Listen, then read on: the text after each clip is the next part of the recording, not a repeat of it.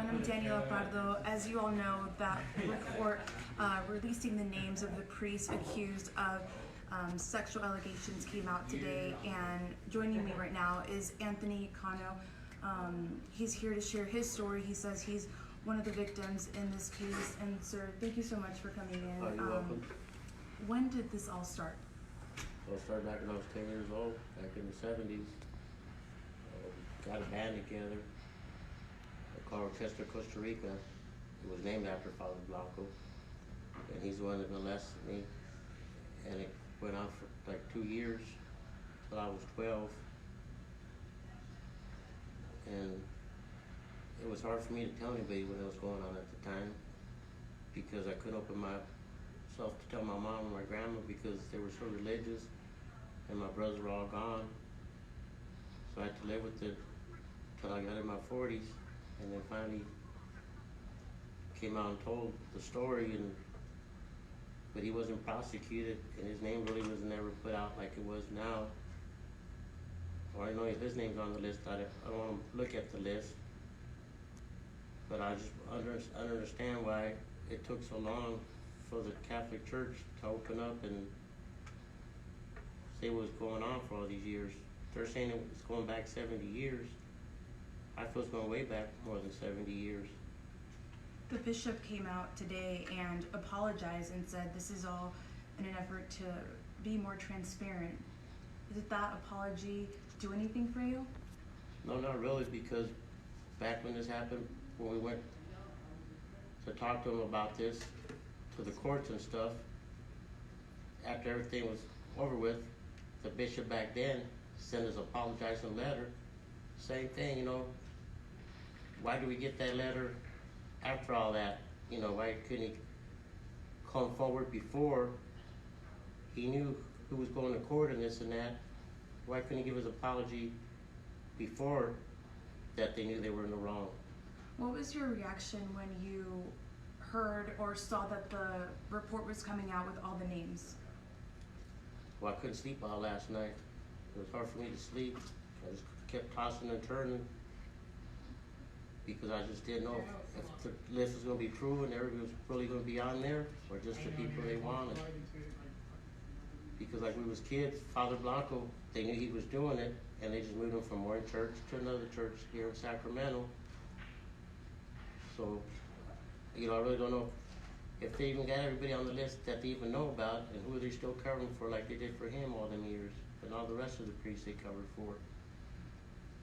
You mentioned you couldn't sleep, and earlier when we were talking, you got really choked up. It's clearly something that still brings a lot of pain and memories for you. So why did you decide to share your story and open up about what you went through as a child? Because I want other kids that's out there, or adults, if you went through this, you know, you're not a victim. You know, like, there's nothing to be ashamed of, because it wasn't really your fault. And don't be afraid to speak up, because by you speaking up,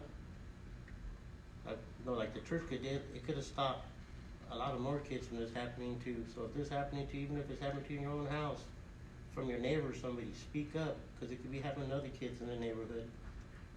In our coverage today, I've been reading through a lot of the comments, and a lot of you have said, this is why I left the Catholic Church, this is why I don't believe anymore. But something you were talking about earlier is that you're still a practicing Catholic, Yes, and I am, and I say my prayers every day. left your faith. Why is that? Why is what you went through something that didn't keep you from practicing your faith and believing in God?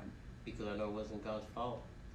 Like I said earlier, there's bad in everything. Boy Scouts, Little League teachers, your neighbors. So, plus when I was going through it, like, he's the only person I could really talk to in my room, was God. And if anyone watching this on Facebook has any questions for him, feel free to ask them. And but finally, for my part, what's the most important message that you have for people that are gonna watch this tonight, watch your story, and just learn more firsthand about Don't ever be afraid to speak up. Because like I said, by you speaking up, We could stop it from happening to a lot of other people from that same person. If you don't speak up, that same person is gonna keep doing it to other people. Don't feel guilty. Just speak up and don't be ashamed. I know it's hard, but keep your head up. You can do it.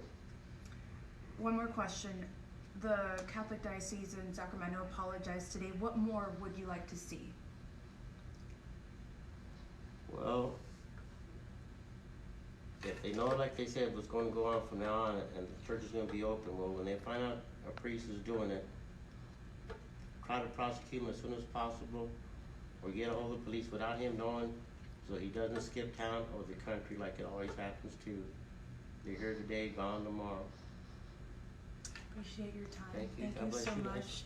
We're going to have a lot more of my interview with Anthony tonight on Late News Tonight. I just wanted to get on here and show you what we're working on tonight, and we're going to have complete coverage on this story that we've been covering all day.